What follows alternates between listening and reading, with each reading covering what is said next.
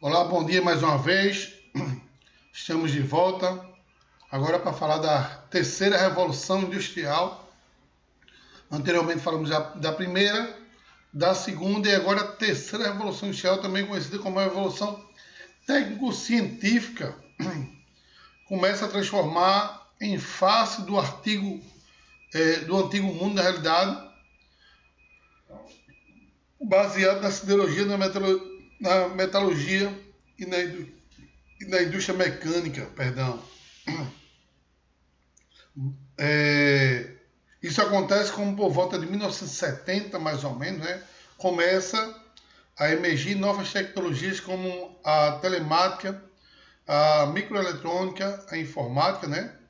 A biotecnologia, a química fina, ao lado de novos processos produtivos como a automação e a robótica, que tornaram o ser humano cada vez mais dispensável no processo produtivo.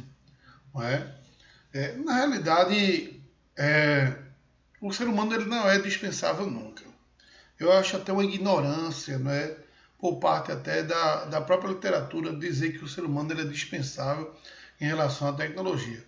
O ser humano ele sempre é indispensável, gente.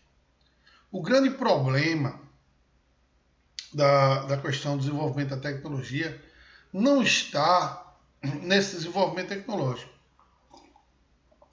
Volto a dizer, como eu sempre falei, o ser humano ele não fica fora do mercado de trabalho por conta do desenvolvimento tecnológico. O desenvolvimento tecnológico ele não aumenta o desemprego.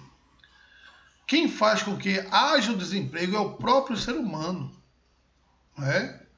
Então eu tenho um processo pelo qual a indústria, a tecnologia, ela é constantemente mutável, ela está se desenvolvendo com o passar do tempo.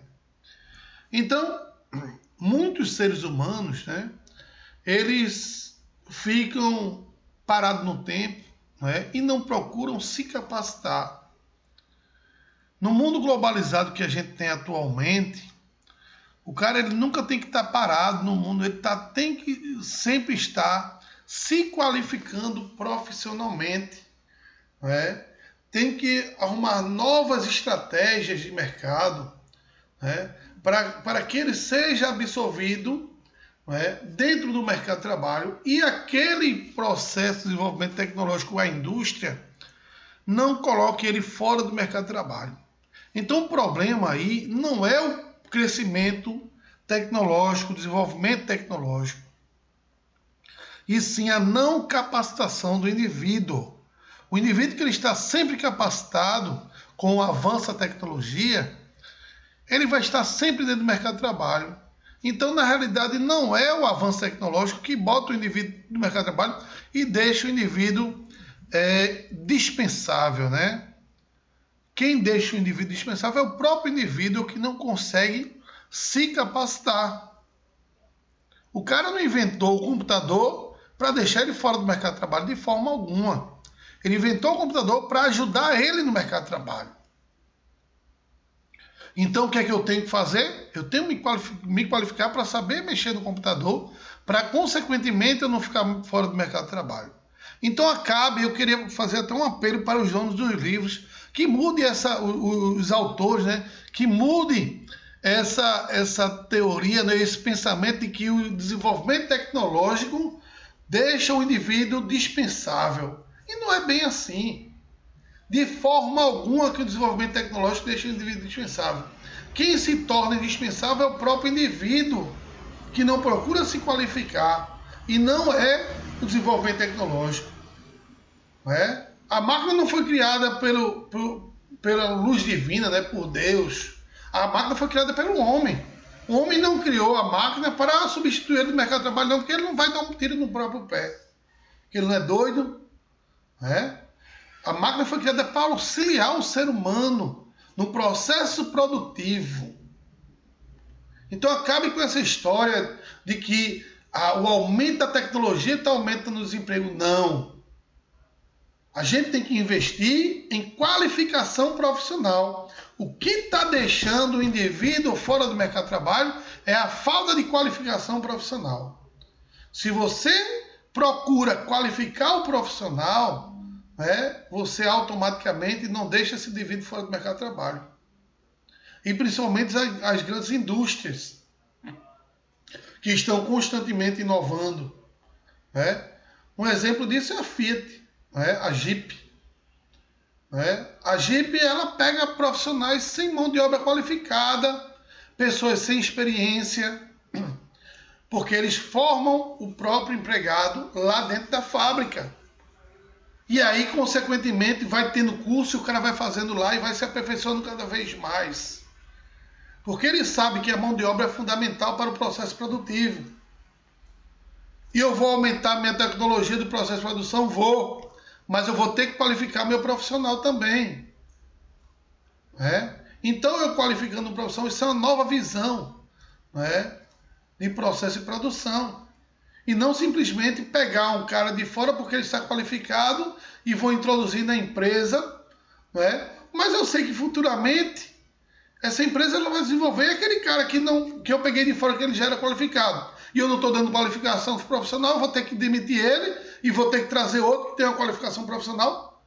Gente, a gente tem que ter uma nova visão de coisa, de negócio. A gente tem que começar a formar e criar pessoas qualificadas dentro das nossas próprias indústrias. Então a gente tem que ter esse pensamento grande e não um pensamento pequeno que alguns industriais têm aí. A gente tem que começar a qualificar o nosso profissional dentro da nossa empresa. Para a gente não aumentar com isso o desemprego. Então a gente tem que aumentar essa qualificação profissional. E o governo federal, o governo estadual, ele também tem que fazer a sua parte, abrindo novas escolas técnicas, ampliando esse leque de cursos, de novas indústrias que estão chegando por aí, novos tipos de indústria, novos tipos de produção, para que o indivíduo ele seja absorvido no mercado de trabalho, dando cursos gratuitos à sociedade. Isso é que realmente vai introduzir mais pessoas no mercado de trabalho e, consequentemente, diminuir o desemprego, porque a mão de obra qualificada ela é de fundamental importância. Então, pare com essas histórias, os autores de livro, de colocar que o desenvolvimento industrial deixa o indivíduo cada vez mais dispensável. Ele não se torna dispensável. Todo ser humano ele é indispensável para o mercado de trabalho. Basta haver qualificação profissional. E quem tem que dar qualificação profissional são os governantes. É o poder público que tem que dar qualificação profissional. Então, se eu tenho um crescimento, se eu aceito com que no meu país sejam introduzidas novas indústrias com novas tecnologias, eu vou ter que qualificar meu profissional para que ele seja absorvido dentro do processo industrial. E não trazer gente de fora para trabalhar na minha indústria, no meu país, só porque ele tem uma qualificação profissional e eu não tive capacidade, eu fui incapaz de introduzir no meu país uma escola técnica que me faça uma mão de obra qualificada. Então, eu sou totalmente contra quando um livro vem dizendo que o ser humano ele é dispensável por conta do processo industrial. Esqueçam isso. E jamais eu colocaria isso numa prova minha, porque o ser humano ele é mutável. Ele é um ser humano que ele pode ser trabalhado e, consequentemente, ele pode ser introduzido em qualquer área do mercado de trabalho. Basta apenas que se dê qualificação profissional. Então ele jamais será dispensável pelo processo de desenvolvimento tecnológico e industrial. Ele é sempre indispensável. Essas novas tecnologias e processos produtivos criam um novo conjunto de ramos industriais que produzem fábricas de mercadorias revolucionárias, deslocando o número de acumulação e de riqueza, que até no final da década de 70 estava na mão de indústrias tradicionais. O patrão dessas novas indústrias baseia-se no conceito de produtividade com baixo consumo de energia e intensa aplicação de ciência e conhecimento na elaboração de novos produtos. Ao contrário das indústrias tradicionais, a condição artesanal ou essencial para o seu desenvolvimento não exige sua instalação próxima nas áreas de azeite e matéria-prima como carvão mineral, ou nas grandes metrópoles, e sim a presença de centros de pesquisa de mão de obra atualmente qualificada, dando origem assim a uma nova indústria que é chamada indústria global. Como eu falei para vocês, em uma oportunidade que eu já tive, não estou lembrado quando foi, se foi na aula passada, por exemplo, a indústria global é uma nova visão de indústria que nós temos atualmente. Né? Antigamente as indústrias se instalavam em áreas próximas à área de matéria-prima, né, abundante, que isso facilitaria o processo de produtividade. Hoje, o novo conceito industrial é um conceito de indústria global. Como assim indústria global? Hoje você tem um parque industrial, né, onde a indústria majoritária desse parque industrial ela recebe periféricos, né, para a montagem de um determinado produto, como funciona aqui a Jeep, por exemplo. Né? A Jeep é um novo conceito de indústria, né, indústria global. A Jeep, na realidade, é uma indústria de montagem, é uma montadora de automóveis, onde eu tenho, naquela área ali, indústria de pneus, indústria de vidro, indústria de carpete, indústria de periféricos do motor do carro, onde o que é que vai acontecer? Eles vão produzir esses periféricos que vão ser enviados para a linha de montagem que é a própria Fiat. E lá na Fiat eles vão montar automóveis pegando peças dessas indústrias que estão ao seu redor, dando origem assim a um novo veículo, né, que vai ser comercializado e chegar ao consumidor de forma barata, né, de forma mais acessível, diferentemente de eu ter que pegar um produto de um outro país, de um outro continente, e eu ter que trazer para cá e esperar um tempo para começar a produzir. Né? Vai onerar esse produto por conta das taxas de importação e exportação, né? As taxas alfandegárias, e consequentemente, quando eu tiver a montagem final do automóvel, esse automóvel vai ser vendido com preços vultuosos por conta justamente dos impostos que foram introduzidos aos periféricos, né, que tiveram que ser trazidos de outros continentes. E aí, consequentemente, eu vou ter um produto mais caro, né? E nessa nova visão de indústria global, o produto acaba se tornando mais barato. Uma das grandes responsáveis pelo processo de desenvolvimento tecnológico que resultou a terceira revolução industrial foi a Guerra Fria. À medida que os governos das duas superpotências, Estados Unidos e União Soviética, se disputavam o início do mundo, investiram maciçamente no desenvolvimento da nova tecnologia, principalmente no setor bélico e aeroespacial.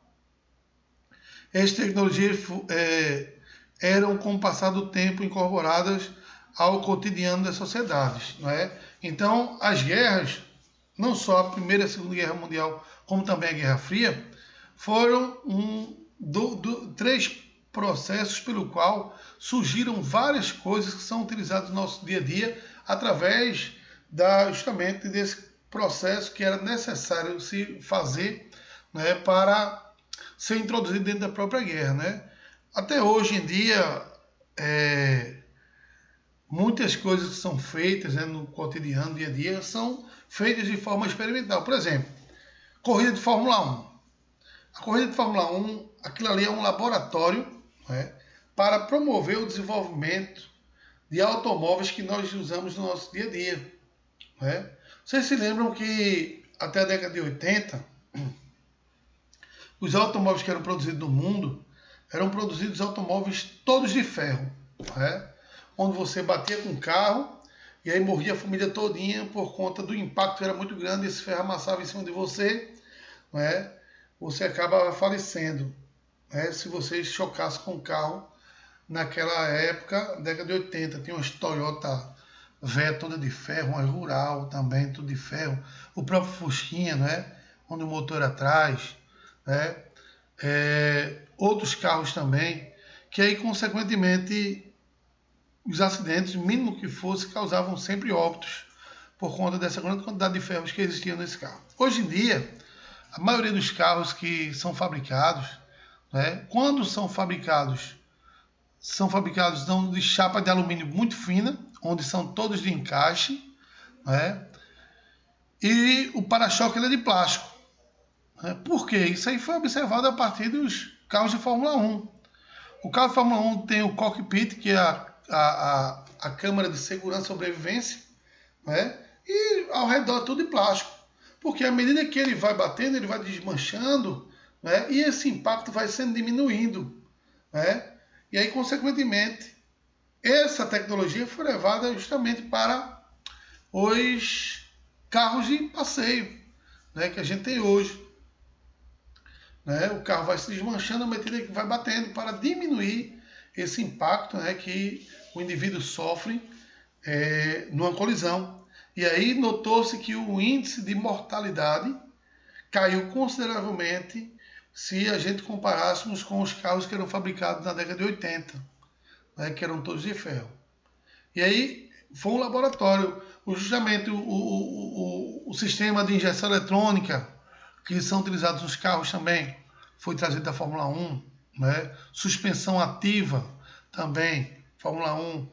Tudo isso foi introduzido e a Fórmula 1 é um grande laboratório para o que se diz respeito ao sistema de tecnologia, né? Automobilística. Então, no final da Segunda Guerra Mundial, até a atualidade, novos revolucionários produtos foram sendo lançados no mercado de forma que hoje podemos dispor de bens como celulares, telefonia móvel, computadores, tablets, aparelhos portáteis, GPS, etc. O GPS para mim hoje é indispensável, né? O GPS é o sistema de posicionamento global, que ele indica o indivíduo onde ele está em sua localidade de forma precisa. Então, eu utilizo GPS todo dia, porque além de professor, eu também faço Uber e é necessário que eu use esse GPS. Né? E ele é indispensável também para quem quer viajar, quem vai a algum lugar e não sabe o endereço, você utiliza o GPS, você chega de forma precisa no local. Então, o GPS hoje é muito comum. Antigamente, quando a gente saía para procurar um endereço que a gente não sabia, a gente tem que parar no meio da rua. Você sabe onde é que fica a rua tal, onde mora... E às vezes ninguém sabia, ou às vezes o cara dava um endereço que era totalmente errado, você arrodeava, não encontrava.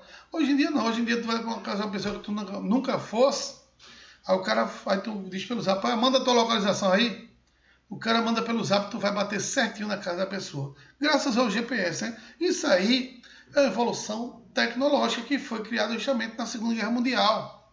Né? Na Guerra Fria, o GPS foi criado. Né? E aí, consequentemente, foram lançados esses satélites, né, que cada vez mais aperfeiçoando o processo de localização através de GPS. E aí, consequentemente, as tecnologias foram surgindo com o passar do tempo e evoluindo. Né? Conquistada a esfera planetária, o ser humano lança-se ao espaço, chegando à Lua e a Marte, além de colocar em órbita terrestre um batalhão de satélites que se disponibiliza para diferentes grupos de sociedade, informações instantâneas sobre o tempo, agricultura ou imagens que você pode ver no seu computador e na TV, né, graças ao processo de desenvolvimento tecnológico, né, do lançamento desses satélites que veio auxiliar o nosso dia a dia. Né. Eu tive a oportunidade de vivenciar um mundo, né, onde a gente não tem essa tecnologia que a gente tem na atualidade. Né. Na década de 80, por exemplo, era um mundo extremamente rudimentar. Né? Eu tive essa oportunidade de pegar essa transição. Né? Claro que hoje eu sou uma pessoa que leigo em relação ao desenvolvimento tecnológico atual, porque uma coisa é você nascer cega e outra coisa é você ficar cego depois de enxergar muitos anos. Né? Uma pessoa que já nasce cega, ela consegue sobreviver e viver no mundo com a cegueira o resto da vida, tranquilo, sem nada lhe empatar. Uma pessoa que passou a vida todinha enxergando e de repente for cega, é meio complicado para ele se adaptar ao mundo que está se desenvolvendo. E é isso que aconteceu comigo, né, com relação à tecnologia. Eu vivenciei um mundo onde não tinha a tecnologia que temos hoje e, consequentemente, essa tecnologia foi avançando de forma exagerada, né, que não deu condição de eu me capacitar o modo de que me evoluísse também junto com essa tecnologia. Claro que eu fiz uma capacitação pelo qual supre minha necessidade diária em termos de trabalho, né? Mas pretendo também me qualificar um pouco mais futuramente, né? Quando eu tiver mais tempo e capital disponível, né? Irei me qualificar cada vez mais. E hoje as crianças, né, que nascem, né, já estão introduzidos dentro de um mundo de avanços tecnológicos, né, onde é o que eu falei, uma pessoa que já nasce cega consegue se adaptar facilmente ao ambiente. Então meu filho, ele pega um computador e destrincha o computador totalmente, pega um celular também, faz coisas no celular que eu não imaginaria nem eu fazer, né? Por quê? Porque ele já nasceu inserido no meio, né? É uma pessoa que já está inserido nesse meio tecnológico e aí, consequentemente, é mais fácil a adaptação a esse processo de desenvolvimento tecnológico. É por isso que eu digo que as crianças de hoje ele vai ter um diferencial muito grande no mercado de trabalho, porque são, a grande maioria, cabeças pensantes, né? Cabeças que vão estar inseridos em um mercado onde vai ter condição dele ser absorvido de forma fácil, né? Só basta melhorar um pouco a sua qualificação profissional, porque no dia a dia em casa eles já desenvolvem muito a inteligência e aí, consequentemente, acabam aprendendo muitas coisas. Eu lembro que na minha época a gente fazia curso de datilografia, né? Eu fiz, inclusive, curso de datilografia, onde a primeira lição era ASDFG espaço HJKL cedilha, né? Era o que a gente tinha que aprender. Na primeira aula de datilografia ficava um processo de repetição, a gente aprendia por repetição aí a datilografar. E aí, posteriormente, surgiu o computador. E aí eu fiz, naquela época, chamava aula de computação, não era nem de informática, né? Aula, não sei nem como é que se chama hoje. Vou fazer um curso de computação, aí a gente ia fazer. Eu lembro que eu fiz na Interdata. E aí esse curso de computação era meramente voltado para o MS-DOS, né? Eu acho que não tinha nem o Windows na época, era MS-DOS, DBasic, era DBasic MS-DOS e tinha a digitação. E a gente aprendia a digitar, quem já tinha experiência já com a datilografia, foi mais fácil, né, para pegar, porque o teclado é praticamente o mesmo, só que aqui no computador é só tocar que ele vai, na datilografia tem que empurrar, né? Então, houve esse processo pelo qual me qualifiquei, né, para o processo de informática, mas que depois eu parei no tempo, eu não procurei me qualificar mais, né, com o desenvolvimento dos softwares que foram criados, né? Fiz também Excel, ainda fiz o Windows e Excel quando veio surgir depois, né? Fiz o Windows e Excel. E aí parei, não me interessei mais porque já supria a minha necessidade diária, né? Mas que se eu tivesse procurado uma qualificação profissional, eu poderia estar em outro emprego ou não. Não que eu estou dizendo que o emprego como professor seja ruim, mas a qualificação profissional leva a você a galgar novas experiências, né? E, consequentemente, novos salários mais atrativos, né? Por conta da qualificação profissional que o indivíduo passa a ter com o tempo, né? E aí eu tive esse processo, essa experiência, né, de me qualificar profissionalmente para a minha época, né? Para a minha época.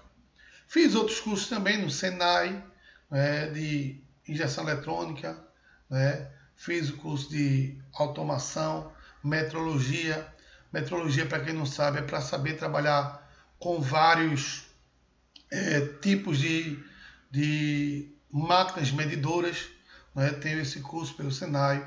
Fiz um curso também de bombas, tanto é que hoje em dia, quando quebra uma bomba na casa dos meus amigos, o pessoal me chama para fazer serviço de manutenção.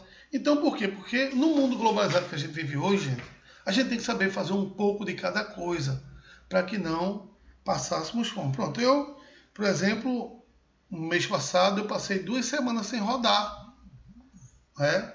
Porque meu celular quebrou, E aí, se eu tivesse feito um curso para consertar celular, eu mesmo consertava ligar, mas não fiz, né? Mas eu tenho que ganhar dinheiro de alguma forma, né? E eu tive sorte, né? E azar de outras pessoas que apareceram 3 bombas de água para consertar, né? E aí eu consertei, fiquei sem rodar de Uber, mas apareceu esse serviço e eu consertei e ganhei R$ 600 por fora, nesses dias que eu fiquei sem rodar. Então, são coisas, gente, que a gente aprendendo, a gente não vai morrer de fome nunca. Se eu ficar desempregado como professor, eu tenho outras oportunidades para trabalhar. Também tenho um curso de gastronomia, e outras coisas mais que não vai me deixar morrer de fome, graças a Deus. E é isso o exemplo que eu quero dar para vocês, que com esse desenvolvimento industrial, com esse desenvolvimento da tecnologia, é importantíssimo que o indivíduo ele cada vez mais vá se capacitando. Por mínimo que seja o curso, por mais simples que seja um curso, por mais obsoleto que seja esse curso, faça. Por mais curto que ele seja, faça. Porque uma hora ou outra vai precisar da sua vida. Então você vai um dia poder precisar e poder botar dinheiro na sua casa, poder a comida na sua casa, e você vai ficar desempregado. Muita gente está desempregada aí porque não tem mão de obra qualificada, porque não sabe fazer nada. Graças a Deus eu sei fazer um monte de coisa. Jamais eu ficarei desempregado, porque eu sei fazer um pouco de cada coisa que você imaginar, eu faço. Se vier na minha alçada, eu sou um cara que eu aprendi com meu pai, nunca diga não sei. Você sabe.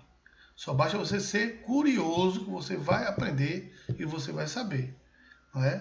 Então, procure se qualificar, não pare no tempo. Vocês que são novos ainda, cabeça fria, facilmente entra coisas, vocês aprendem facilmente. E aí vão se qualificar a cada vez mais, para que você não fique fora do mercado de trabalho nunca. Então, vamos falar aqui dos tipos de indústria e a diversidade da produção industrial. Existem vários tipos de indústria. Eu tenho aí as indústrias de beneficiamento, indústria de construção, indústria de transformação, a indústria de base, a indústria de derivados. E a indústria de bens finais, indústria de leves, indústria de pesadas, indústria de bens de consumo não duráveis, indústria de consumo duráveis, indústria de bens de capital e bens de produção. Cada indústria dessa tem uma qualidade diferenciada, e ela se produz para um determinado fim. Então podemos classificar a indústria em várias formas, conforme a sua diversidade de produção e outras características. De maneira genérica, a indústria pode ser dividida em indústria de beneficiamento. O que é a indústria de beneficiamento? É aquela indústria que transforma um produto para o qual possa ser consumido, por exemplo, o refino do açúcar. Então, também essa indústria de beneficiamento é considerada também uma indústria de base. Por quê? Ela retirou a cana-de-açúcar da natureza, que é a base do produto, e o transformou em açúcar ou álcool, que vai ser consumido final. Então ela está beneficiando a sociedade, por isso chamada de indústria de beneficiamento, porque ela retirou o produto da natureza e o transformou, colocando na casa, dentro do indivíduo, na realidade, para que ele consumisse esse produto e, consequentemente, o produto ser consumido de forma adequada. E aí beneficiando o ser humano. Por isso considerado indústria de beneficiamento. A indústria de construção é aquela que utiliza diferentes matérias-primas para criar produtos novos. Exemplo, a construção civil. Como o próprio nome já diz, é a indústria de construção. Pega madeira, cimento e etc., ferro, e vai construir um prédio, uma casa. Isso está dentro da construção civil, a indústria de construção, um viaduto, tudo isso está dentro da indústria de construção. A construção civil passa a se tornar um tipo de indústria, que é a indústria de construção civil. A indústria de transformação, expressão sintetiza um conceito de indústria, engloba todas as atividades industriais e reelabora uma matéria-prima utilizando formas de produção com diferentes graus de sofisticação, por exemplo, fábrica de lápis e de computadores. Então, a indústria de transformação é toda a indústria, sem exceção. Não é? Toda a indústria é chamada de indústria de transformação, porque ela vai transformar um produto em outro, não é?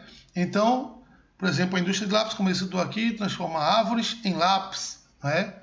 A indústria de computadores vai transformando vários produtos, né? Látex, ouro, minério de ferro, vai ser construído um computador, bauxita no alumínio vai ser introduzido no computador. Então, esses produtos, né, são indústria de transformação. A indústria de transformação são todas as indústrias de forma geral, que ele transforma determinados produtos em outro. Né?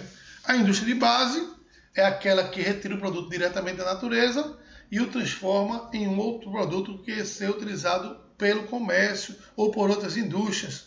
Como, por exemplo, é aquela que produz bens que servirão de base para utilização em outras indústrias. Por exemplo, a metalúrgica, a siderúrgica, indústrias químicas de base de fabricação de cimento, indústrias têxteis, né?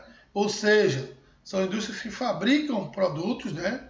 Onde inicia-se tudo para que outras indústrias absorvam aquela produtividade e, consequentemente, seja transformado em outro produto, né? Que será utilizado no dia a dia das pessoas, né? A chamada indústria de base. A indústria de derivados é aquela que utilizam como matéria-prima de bens semi-acabados ou de forma beneficiada, dando-lhes um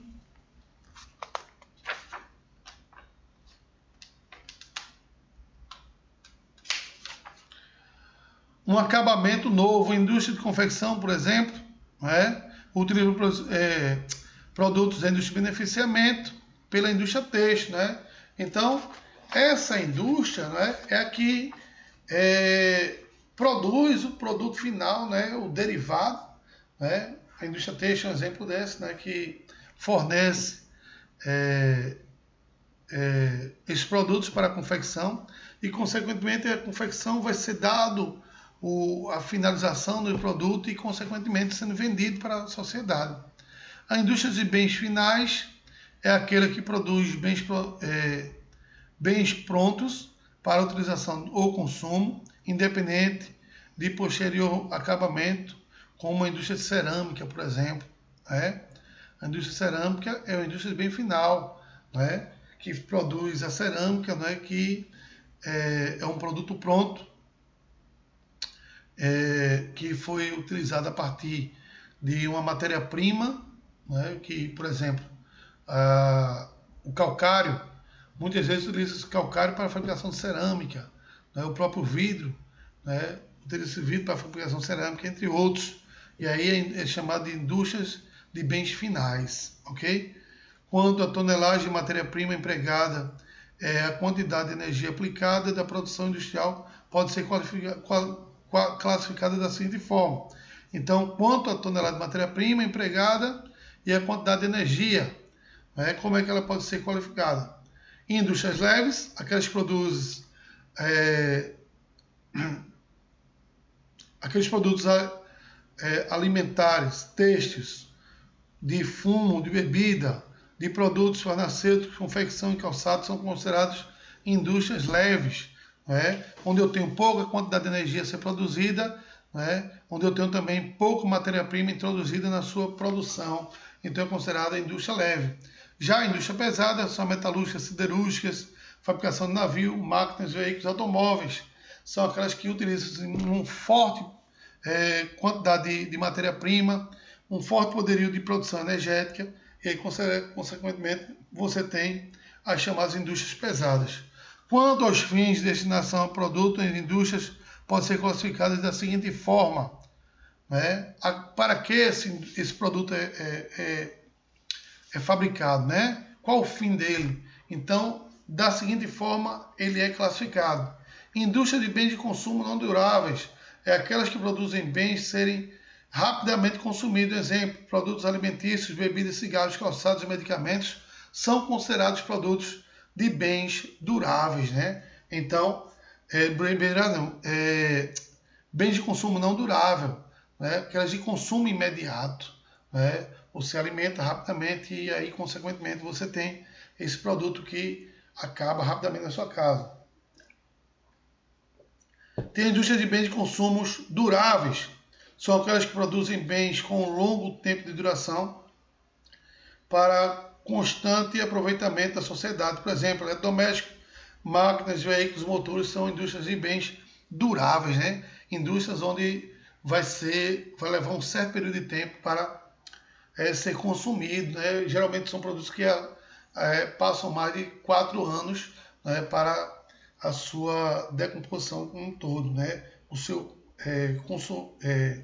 A sua utilização como um todo. E tem a indústria de bens de capital, também chamada de bens de produção. São as mais importantes de todas as modalidades das indústrias, pois produzem as condições necessárias e realização de outras atividades industriais. E os transportes fundamentais à execução dessa atividade. São indústrias de máquinas e ferramentas, né? Por quê? São indústrias que produzem determinados produtos a serem utilizados em outras indústrias, né? Indústrias de máquinas e ferramentas são introduzidas à indústria de bens de capital, bens de produção, né? Que vão auxiliar outros tipos de indústrias, né? Então aí eu tenho esse conteúdo que se encerra na página 322. Né? Vamos agora responder algumas questões aqui, né? Na página 223 diz o seguinte: no quadro abaixo, preenche os espaços com o nome de um produto criado em cada revolução industrial. Né? Aí tem aí, ó, primeira, segunda e terceira revolução industrial. Qual foi um produto que foi criado na primeira revolução industrial? A primeira revolução industrial surgiu com a indústria o quê? Têxtil, né? Logo eu tenho o tecido, né, introduzido nessa primeira revolução industrial. Na segunda revolução industrial, lembram que foi o aperfeiçoamento do processo de industrialização a partir de Henry Ford, né, que fez o processo da Revolução Fordista. E qual foi o produto que Henry Ford produzia na sua fábrica? O automóvel ou o carro, né? E aí você coloca aí na segunda revolução industrial o carro como processo de desenvolvimento dessa revolução industrial. E aí na terceira revolução industrial, onde eu tive o aumento da tecnologia, né? A inserção de novos satélites no ar, no espaço, a partir da Guerra Fria e coisa e tal, que alavancou o processo de revolução industrial, que consequentemente aí eu tenho o surgimento aí do GPS, né? Novas tecnologias, e aí você colocaria um exemplo GPS, ok? Nessa questão número 1 aí, da página do 323. GPS entrando aí nessa resposta. Terceira questão. De acordo com o tipo de produto confeccionado, classifica a indústria apresentando. Então eu tenho aí uma fábrica de chocolate, né? Na questão número 2 tem uma foto aí de uma fábrica de chocolate, pessoal trabalhando e encaixando chocolate dentro do... chocolate isso aí, né? Eu acredito que é. Encaixando chocolate no local para ser consumido. Então, que indústria eu tenho aí com relação à classificação do produto, nesse caso aí? São indústrias de bens de consumo não duráveis, né? Indústria de bens de consumo não durável, que é aquele consumo imediato, que é fabricado, né, onde as pessoas vão consumir rapidamente, com indústria de alimento, né? Indústria de bens de consumo não duráveis. Embaixo dessa fotografia aí, eu vou ter aí um trabalhador fazendo um processo de soldagem, né? Não sei se ele está soldando ou está cortando um aço ali, né? Em uma indústria metalúrgica, que seria o quê? Indústria de base. Então você bota aí metalurgia, indústria de base na questão número 2, não é? Da página 323. Na mesma questão, ao lado tem outra fábrica aí de automóvel, né? Uma linha de montagem onde os computadores aí vão montando automóvel, né? Que indústria é essa? se é indústria de bens de consumo durável, não é? Indústria de bens de consumo durável, que é aquela que dura um certo período de tempo para se decompor, não é? Então, indústria de bens de consumo durável, ok?